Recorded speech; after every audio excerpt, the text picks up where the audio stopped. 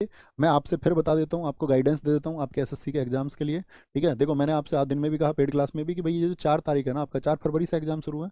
Date date मान लो अपनी 20 जनवरी, और 20 जनवरी तक आपकी चीज़ें फाइनल हो जानी चाहिए। फाइनल के मतलब आप चीज़ों को पढ़ के रिवाइज करके एकदम से तैयार हो जाएं। फिर भैया यहाँ के 15 दिन क्या करेंगे, 15 दिन में इंटेंस रिवीजन। इंटेंस का मतलब है कि आप जबरदस्त तरीके से सारी चीज़ें कॉमन रहेंगी ना, कम समय में आप बहुत चीज़ें पढ़ लोगे।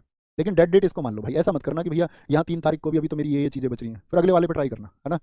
याद करो मेरी बात, क्या है डेट डेट आपकी तैयारी की, 20 जनवरी, तब तक आपको फाइनल तैयार हो जाना है। ये बाद के 15 दिन तो आपको एक रिवीजन के लिए छोड़ने हैं। किसके छोड़ने हैं? हम सब कर दो जी भैया, ऐसा ही होगा। जो बच्चे इतने टाइम से तैयारी कर रहे हैं, जो पहले सजग हो जाता है वही तो पहले पाता है। अब ऐसा थोड़ी है कि आप 10 दिन पहले जागेंगे तैयारी करने के लिए, तो वो तो गलत बात होगी। मैं तुम्हें ये बोल दूँ कि 10 दिन में तुम कमाल कर दोगे, तो फिर तो मैं बहकाऊंगा, फिर मैं भाई नहीं कह सकता ना कि भाई मैं आपका भाई हूँ, मैं वो बात बोलता हूँ, तो फिर उसका कोई अर्थ भी नहीं है। तो सबसे बड़ी महत्वपूर्ण बात यह है कि जो साथी बहुत अच्छे से तैयारी कर रहे थे, अपनी तैयारी को समायोजित करिए।